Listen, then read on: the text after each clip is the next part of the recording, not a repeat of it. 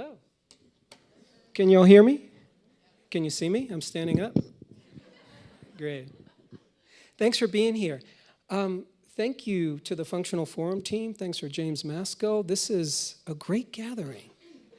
How many people here are Colorado residents? Show of hands. How many people came from out of state? All right, the brave ones. How many people love good quality Japanese food? A few. You got to know your allies. So here's what I want to do. I want to talk about digestion.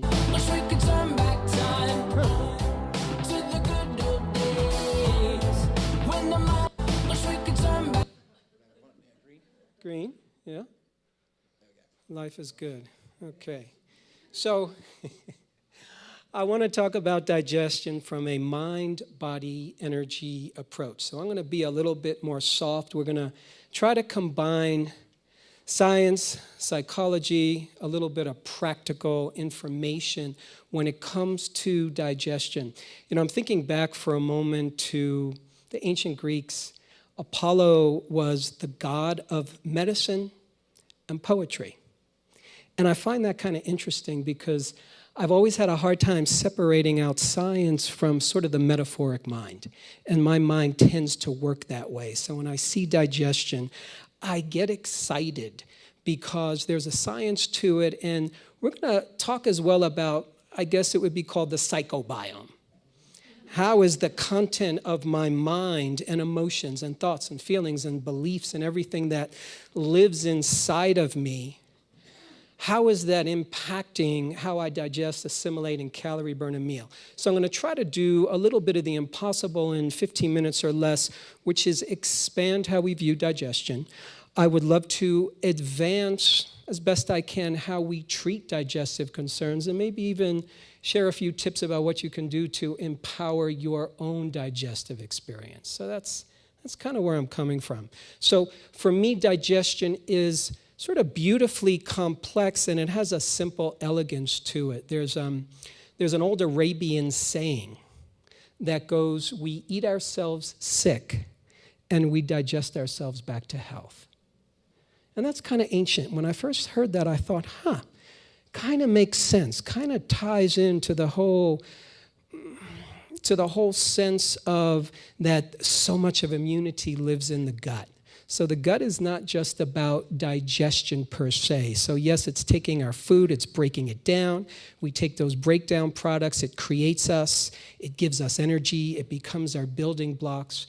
But at the same time, digestion in a lot of ways, I like to say, is nutrition. You know, back in the early days of NASA, when we were figuring out how to send guys up into space, one of the first challenges was, what are you going to feed these people? Like, what are you going to give them to eat? Because you can't cook up in the little space capsule. So we had our best nutritional minds in the 1950s, late 50s, early 60s, come together to figure out what are we going to feed these guys. And somebody came up with the idea, let's just take all the known nutrients, macronutrients, micronutrients, put it in a powder and mix it with water and feed these guys. So wisely, they tested it on the ground first. And what happened to the test pilot astronauts were they had rectal bleeding, they had diarrhea, it didn't work. And to me, what I took from that, and also we notice this when you're getting fed through a feeding tube, there's a problem when we don't digest. Digestion literally strengthens us. It's kind of like food is the weight. If we're weightlifters, we're weightlifting food. And as you digest, you become stronger. So there's this place where we're taking something that's completely foreign in digestion. It's not you. You're taking food, and somehow you have to turn it into you, and you have to excrete what isn't you. And I just think that's a really interesting process that kind of runs a little deep. And how does that happen? Okay, so looking at digestion from an evolutionary standpoint, when our distant ape-like ancestors are running around the environment, what eventually happened was we realized that we needed to survive. And we realized that you could be chased by a lion And if you're getting chased by a lion and you're going to be somebody's meal, what happens is we develop this mechanism, stress response, such that your heart rate goes up, your blood pressure goes up, blood is shunted away from the midsection to arms and legs for quick fighting or fleeing, blood rushes to your head for quick thinking. In a full-blown stress response, digestion completely shuts down. That to me is interesting. Now, like many things that go on in the body, the stress response is a graded response. So you could have extreme stress, which would be complete digestive shutdown. And why is there complete digestive shutdown when you're running from the lion or fighting it for your life? Nature knows you have about 2 to 4 minutes to survive.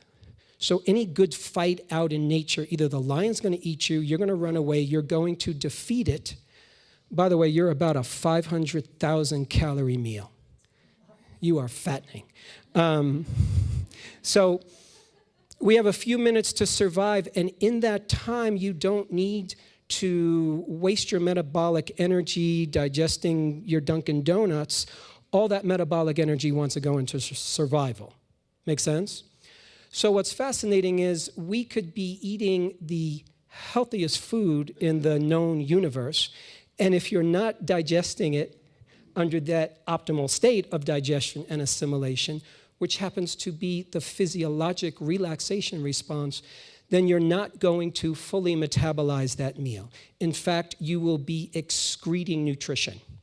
So a lot of times we talk about, indigestion, malabsorption, but literally what's often happening is if we're in any degree of stress response, we are in some degree of digestive shutdown, which means micronutrients will be excreted, even some macronutrients will be excreted through the feces, through urine, sweat.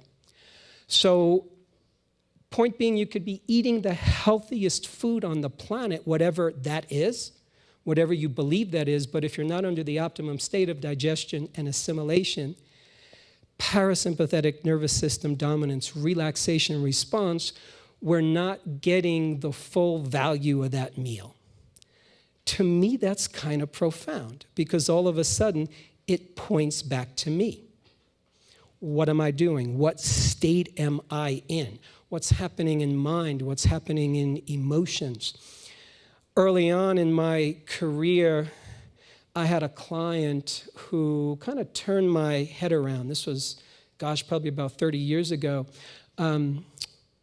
Man came to see me. He flew in from Toronto in Canada to Massachusetts, where I was living at the time.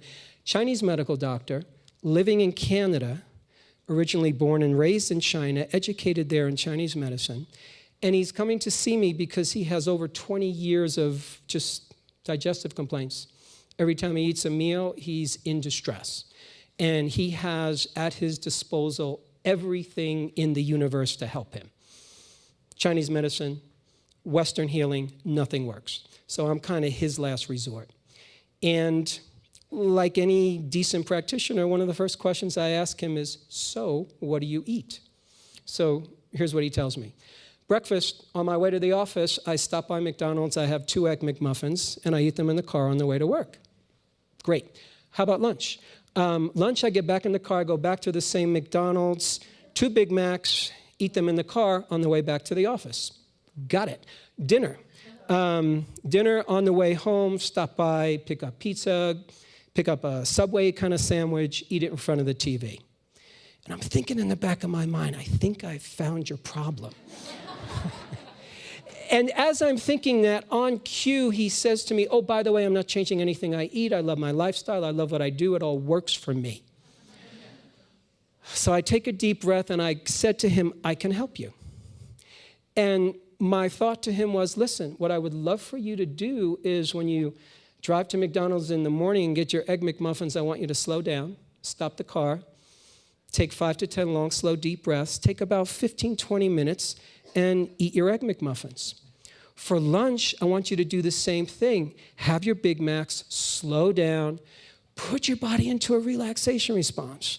Take about 30 minutes and sit in the car. So he negotiates me down, 10 minutes for breakfast, 15 minutes for lunch, and goes back to Canada, and 2 or 3 weeks later, I get a phone call. And he says, Mark, you're not going to believe this.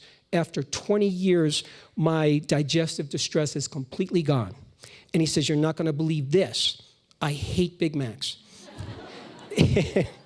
And I said to him, what do you mean? He says, have you ever tried to savor a Big Mac and eat it slow? He said, you have to drain it in ketchup. He said, I can't stand it. So he changes his diet on his own. Not because I told him, you fool, you're eating junk. I asked him to slow down, really. I asked him to get in contact with his body. I asked him to put his body in the optimum state of digestion and assimilation, which is the relaxation response, which also happens to be the ideal state of natural appetite regulation and day in, day out calorie burning. When you're in a stress state, your brain is not actively able to scan the nutrient profile of a meal, figure out what you need, determine, am I hungry? Am I full? Did I get the right nutrition? In the stress state, your brain thinks it's running from a lion. And I think in contemporary nutrition and digestion, what's often happening is the world that we live in these days is kind of a high-pressure world. We move fast. We're focused on nutrition. And nutrition for a lot of us means I eat the right foods. And this is a great thing. And this is wonderful. And we, to my mind, must turn our attention to, and who are we when we eat? What is the optimum state under which I am eating? To me, that's kind of where the rubber meets the road. 1822, Alexis St. Martin was a Canadian trapper, and he had wandered into the Great Lakes region in the United States. He accidentally, his musket went off. It blew a hole in his stomach. It just so happened there was a doctor, a medical doctor, with the U.S. Army named William Beaumont. For those nerds who study the history of digestion, you know this guy. Okay, if you don't, I'm going to tell you briefly about him. So William Beaumont treats Alexis St. Martin, and he has a gastric fistula. So it's this wound where literally the contents of his stomach is completely open. And Dr. Beaumont sews it up, but it never quite healed. Now, Alexis St. Martin lived to be 83, but the hole in his stomach didn't close. So what happens is you could look right in. And being a good doctor, he thought, man, I'm going to experiment. So what he would do is he would take these little silk pouches and he would fill them with food. Put in meat, he'd put in porridge, he'd put in vegetables, insert them into this guy's stomach, and watch what happens. So he was observing, he could literally see the stomach lining change color as the blood flow is coming in and out. He can watch gastric juices. He could see different meals break down at different rates. He also even noticed that when Alexis St. Martin was irritated that the food wouldn't digest as fast. In 1822, the observation was made that mind was impacting digestion. I find that fascinating. By the way, if you Google Beaumont's stomach, it's not even Alexis St. Martin's stomach. We give it to the doctor. It's Beaumont's stomach. I love doctors, but so compare that as well to China. And you look at the origins of Chinese medicine, and the story goes that Chinese medicine was born from the Yellow Emperor. And it's said that the Yellow Emperor had a see-through stomach. Very helpful. And in his see-through stomach, he would eat food, and he would watch what happened. And in the worldview of Chinese medicine, he wasn't looking at enzymatic content. He wasn't looking at acid. He wasn't looking at proteins, fats, and carbs and how they digested. The Yellow Emperor was looking at the forces of yin and yang. He was looking at fire and water and earth and metal and wood and how these things interacted. And in so many ways, it was, for the Yellow Emperor, it was an energetic stomach. So I'm interested for these two stomachs to sort of have a baby. And for us to start to recognize some of the subtleties of digestion. I read about this many moons ago in Guyton's physiology textbook when I was 18 years old. The cephalic phase digestive response. Cephalic means of the head. Cephalic phase digestive response is a fancy term for taste, pleasure, aroma, satisfaction, visuals of a meal. Textbook physiology will be told that when you do a meta-analysis and you sum total up all the research, approximately 40 to 60% of our digestive power at any meal comes from this head phase of digestion. Our awareness on the meal, taste, pleasure, aroma, satisfaction. Do the math. If you don't have that, you're breaking that meal down, you're metabolizing and assimilating it at 40 to 60% less efficiently. Again, to me, that is mind-blowing because it points to how, once again, you could be eating the healthiest food in the universe. If we are not there for the meal, if we are not present to the meal, if we're not receiving taste and pleasure, which seems so frivolous, even when we're discussing good nutrition, what's right for the body, what's wrong for the body, the mind comes into play, emotions come into play, and oftentimes in a pretty profound way. And to me, the cephalic phase digestive response points back to us. I think we can no longer put aside who we are and what we bring to the table. You know, the whole field of mind-body science really moves us in that direction, that what's going on in our inner world, in our psyche, can have a profound effect on how we digest and assimilate and calorie burn a meal. So from that perspective, digestive aids begin to look different. For me, pleasure then becomes a digestive aid, and I mean that quite literally. All organisms on the planet at the most primitive level of brain function are programmed to seek pleasure and avoid pain. This goes true for a single-celled organism. It's true for a lizard, a lion, a human. We are programmed to seek pleasure and avoid pain. What's interesting is we've talked about how parasympathetic nervous system dominance, same thing as saying relaxation response. It's how we are hardwired. That's where we are in full, healthy, digestive, assimilative, and day in, day out calorie burning capacity. Pleasure catalyzes a relaxation response. Have a rough day at work, come home, get a shoulder massage, relax. In that moment that you relax, you are sending signals, direct nervous system signals through the spinal nerves, hormonal signals, chemical signals, electrochemical signals. You're sending that into the body to relax. You are creating the optimal state of digestion simply because pleasure catalyzed that. The pleasure might be from music. The pleasure might be wherever you get it. All of a sudden, to me, vitamin P becomes a crucial part of the meal. Think of how many times you put somebody on a diet and it's a miserable diet and there's no taste, there's no fun. It's hard to stick to. And we miss the human component. A human's going to be in stress if they're following a diet that they're not bought into. And yeah, sometimes we have to dig a little deeper in our healing strategies and we have to move beyond our resistance, our anxiety, our fear. But at the same time, there's places where we have to be able to relax into what we're eating. So not only will pleasure stimulate digestive response, but also sensation does that as well. Our awareness, once again, of how does the food taste? If you're in a stress state right now, there's a couple of tricks to move the body into a relaxation state within less than a minute. One of them is deep breathing. Because every emotional state has a corresponding brainwave pattern, breath pattern. The breathing pattern of relaxation tends to be regular, rhythmic, and deep.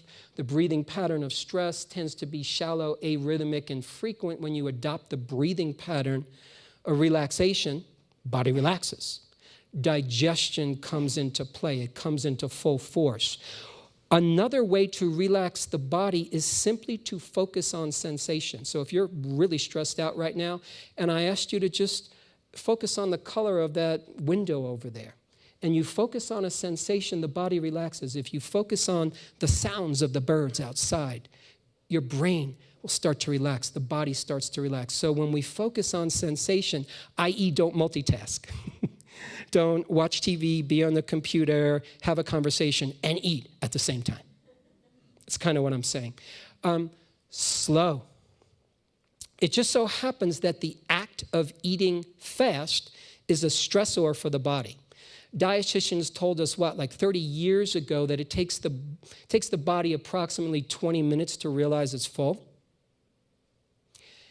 That's about time.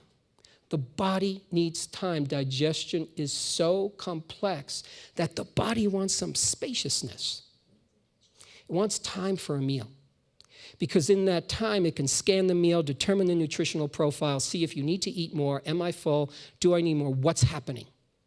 So when you're eating a meal quickly, the body will go into a stress response. Appetite will be deregulated. And then it is easier to overeat, which can lead to digestive distress, and we think we have a willpower issue. Oh my God, I can't control my appetite. How many times have people ever said that? I have a willpower issue, I can't control my appetite. Anybody in here? Just me. Okay, got it. 2 people. So what's happening is that you don't have a willpower issue. And a lot of people who are struggling with weight loss, oftentimes you're going to have digestive patients who at the same time have a complex of issues. It could be weight, it could be whatever it is. And they don't have a willpower issue, they have an issue around being present. They have an issue around dropping in and being with what they're doing, in this case, the act of eating. So as well, a digestive aid becomes vitamin T, time. People who know me think when I say vitamin T, I mean tequila. I don't know why they say that, but it's time. And time is really a great equalizer when it comes to allowing body, brain, being to kind of synergize and figure out what's going on with a meal. So, a lot of times, imagine a client comes to you and they have a digestive problem. It's interesting how we frame digestion as it has a problem. And oftentimes there's problems. Another way to look at it, what I hear inside my head when I hear somebody talking about what's going on in their digestion's giving us feedback. A lot of times for people, there's actually nothing wrong with digestion. So if you're eating foods that you're allergic to, in a way, there's nothing wrong necessarily with your digestion. Your digestion's giving you feedback about what's happening.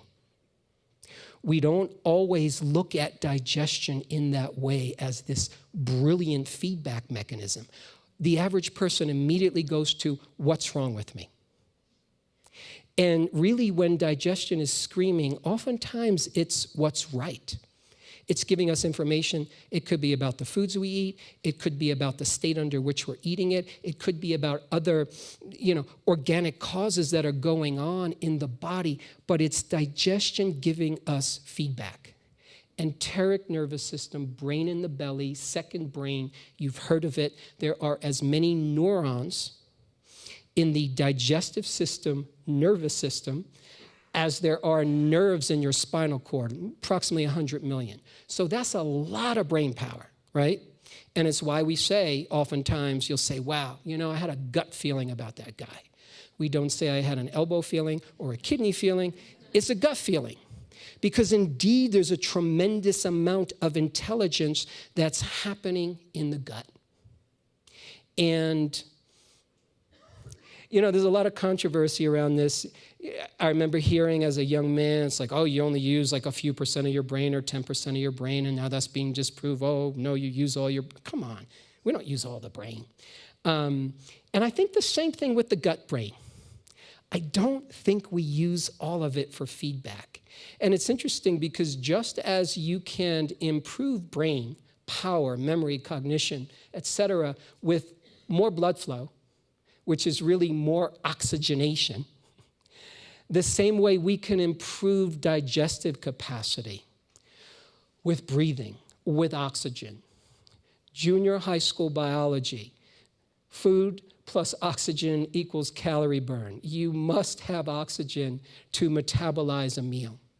A lot of people are shallow breathers. A lot of people are in stress. They're in fear. They're in anxiety. And in those states, we are shallow breathers. We are taking in less oxygen. So it is predictable, oftentimes, that there will be some form of digestive distress or upset. You know, one of the great successes that I see practitioners have when it comes to working with digestion, working with the stress response, gastroesophageal reflux. What's fascinating is that it's so connected to stress, fear, and anxiety. And oftentimes when you take a person who's complaining of GERD, I'm going to guesstimate that 95% of the time, if you ask them, are you a fast eater, a moderate eater, or a slow eater, they'll tell you fast. Active eating fast is a stressor for the body, will put you in sympathetic nervous system dominance, not the ideal state of digestion and assimilation. Help that person relax. Help that person slow down. Help them learn a few breathing techniques or a meditative technique or an autogenic technique, and you can change their GERD in a couple of meals. To me, it's fantastic. So I'm just saying to everything that was shared on this stage, and there's this other place that we have to look at where mind is impacting body.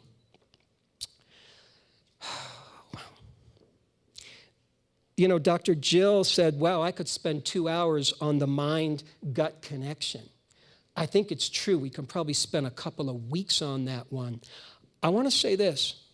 Mind and gut really track one another. They tend to track one another. A constipated person, how would you describe their personality? Right? Automatically you know. A person who has constant digestive upset, they're going to have trouble focusing. They're going to have trouble thinking.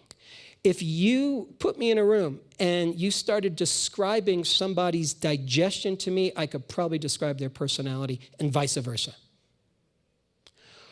The two tend to track one another in a very profound way.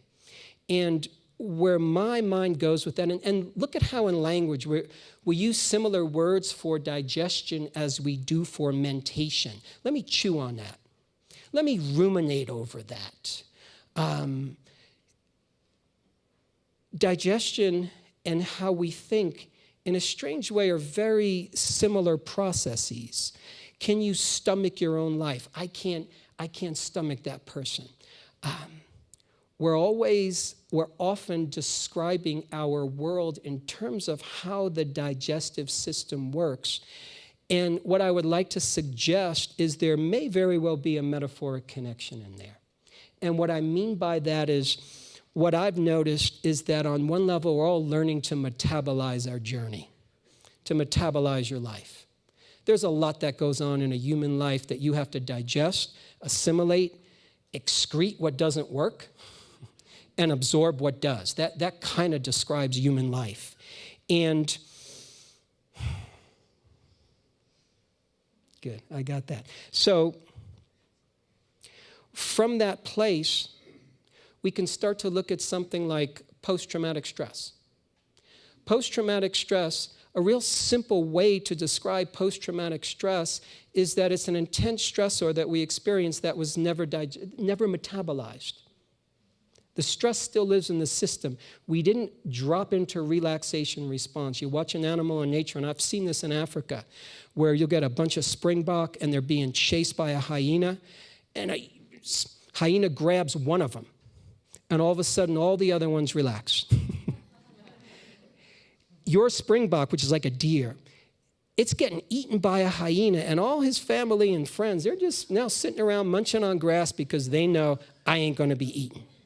So they go from stress response to relaxation response really quickly. They don't carry any trauma around that, and they're not going to need psychotherapy because my brother got eaten by that guy. They're pretty good. Humans are a little different. We tend to hang on to this stuff, and we call it post-traumatic stress in its extreme, and we know from the research, this is so common, that people who have suffered from physical abuse, emotional abuse, sexual abuse, what will often show up is digestive complaints. This especially occurs for women who have been sexually abused from a young age. I see this a lot in military clients and patients. I had one military guy, he was the equivalent in England of like a Navy SEAL, like a Green Beret. He was like a special ops guy. And he came to see me because he was chronically nauseous. He would never vomit, but he was chronically nauseous. Before he ate, during when he ate, anytime he's nauseous, and especially when he had a meal. And he's had unbelievable medical intervention. Nothing's worked, so now they're sending him to the shrink guy. And the first thing I want to know is, okay, talk to me. Like, what happened? You're special ops. Tell me some story. I can't. Not allowed to, and I can't tell you the story. Even if I was allowed to, I wouldn't tell you. And in that moment, I just took a deep breath, and I thought, wow, he was serious. And I really asked him, I said, listen, let me just be straight up with you. In my experience, what you're experiencing, chronic nausea, to me, this is post-traumatic stress. You've probably seen some nasty stuff. You might have done some nasty stuff. It's okay with me. You're welcome to share it. But I think this is connected to your nausea. He didn't like my statement, wasn't interested, kind of thought it was airy-fairy. That was our only session. Now, he was recommended to me by his closest friend, who was a client of mine. A couple of months later, I'm seeing his close friend, a client of mine, and the close friend says to me, thank you so much for the great work you did with my friend. He walked out at the end of the session. It wasn't such great work. He said, no, well, my buddy never talks to me, and he started talking. And I've just sort of been coaching him, and he's been sharing with me his experience of, what happened and some of what he couldn't handle. He needed to talk to someone, literally needed to get it out. His nausea's gone. So for me, that's a wow. So yes, there's the level where we have to look at all the organic conditions when it comes to digestion. And there's this other interesting place where mind impacts body. Give me a few minutes. I want to talk about this thing that I call toxic nutritional beliefs. Normally, when we're thinking about stress, it's easy to think of my kids, my parents, work, money, whatever it is that stresses us. We don't always think as well that stress can be generated by the thoughts that I am thinking, by the beliefs that I am holding. Many humans, when it comes to food and body and health, have these interesting beliefs. I'll share with you a common toxic nutritional belief. Such beliefs, to my mind, can be as toxic to the human body as a toxic food. So an example of a toxic nutritional belief is food is the enemy. Has anybody ever had that one before? Just show of hands. Food is the enemy. Why would food be the enemy? Well, food makes me fat. And if I eat this food and it makes me fat, then I'm not lovable. No one's gonna like me. I'm gonna be shamed. And that would be the worst thing in the world. So there's a lot of people walking around, your clients, your patients, your friends, your loved ones, who literally believe food is the enemy. Young people absorb this one. Of course they like food on some level, but it's the enemy. And if you're telling your brain that there is an enemy, as it goes, the brain does not distinguish between a real or imagined threat. So scientific definition of stress, any real or imagined threat and the body's response to that threat, real or imagined. So you could be thinking about the guy that did you wrong 20 years ago and literally go into the same stress response as if that guy was sitting in front of you doing the same wrong. So in our brain, we are generating a physiology based on a belief that can now impact how we metabolize a meal. So I notice over the years with so many clients, especially when it comes to people who are dealing with weight issues, where there's this whole emotional realm that we have to wrap around, and oftentimes their secondary complaint is poor digestion. And you can clean up their diet, you can get them on the healthiest food, and they're still in digestive distress. And for so many people, until we begin to do the inventory of what's going on up here, what's happening in my inner world that is driving my metabolism? What remains undigested in my life? What remains undigested is often past experiences that were too difficult to metabolize. It might have been a divorce, relationship breakup, moving to a new country, changing careers, financial loss, you name it. when those stressful experiences live in the body, we've known, Hans Selye talked about this in the 1930s. He said that the digestive system is exquisitely sensitive to stress. We know this. It really is. So part and parcel of the healing process when it comes to digestion is the mind. Part and parcel of the healing process when it comes to digestion is heart and soul and emotions and what's going on. To me, headline news that every medical student should learn and that should be on every blog is that all healing happens in a relaxation response. All healing, maintenance, and repair of body tissue happens in a relaxation response, i.e. when you're sleeping, when you're in meditative repose, when you're relaxed. You come home, you had a bad day at work, you feel like you're about to get sick. You don't say, gee, I'm about to get sick, I'm going to go run around like a crazy maniac. You go, no, I'm going to lie down on the couch. We instinctively know that healing happens in a relaxation response.